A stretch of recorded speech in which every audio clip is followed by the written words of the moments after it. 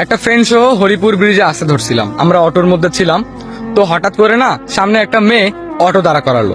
তো আমরা অটোটা ব্রেক করলাম। অটোটা ব্রেক করার পর সেই মেয়েটা আমাকে বললো, আচ্ছা আপনার নাম কি? তারপরে আমি আমার নাম বললাম।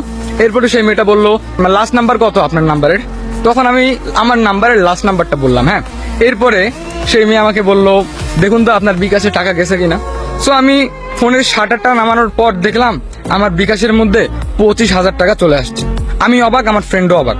কি হলো, আপনি টাকা দিলেন কেন বুঝলাম না, আর আপনি কি, আপনাকে তো চিনি না।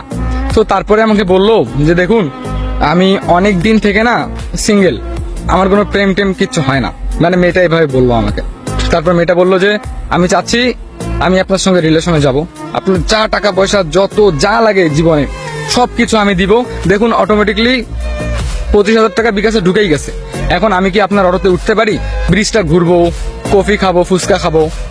এখন আমার ফ্রেন্ড আর আমি তো অবাক হয়ে গেলাম। তখন বললাম যে আপনি কার গার্লফ্রেন্ড হতে চান বলেন, মানে আমার ফ্রেন্ডদের মধ্যে মানে কার গার্লফ্রেন্ড হতে চান বলেন। তখন বললো যে আমি আপনার গার্লফ্রেন্ড হতে চাই। এরপর আমি বললাম যে ঠিক আছে।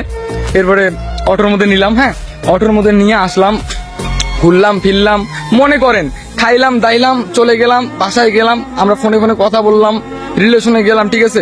দেন ওরে আমি বিয়ে করলাম, বহুত টাকা পয়সা দিল, জীবনে কোনো কিছুর অভাব হইলো না। মানে এইরকমটা কি গাইস কোনোদিন হবে? কোন একটা মেয়েও পাই নাই ভাই এই ব্রিজের মধ্যে, ঠিক আছে।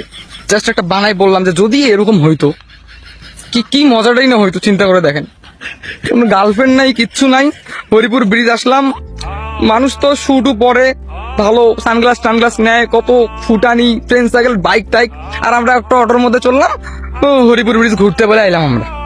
আমার ঘোরা টোরা শেষ, এই যে 2-3টা পান টান খাইলাম, এমন আবার যাবো। যদি এরকম হইতো যেমন গল্পটা বললাম, কি সুন্দর না হইতো, তাই না?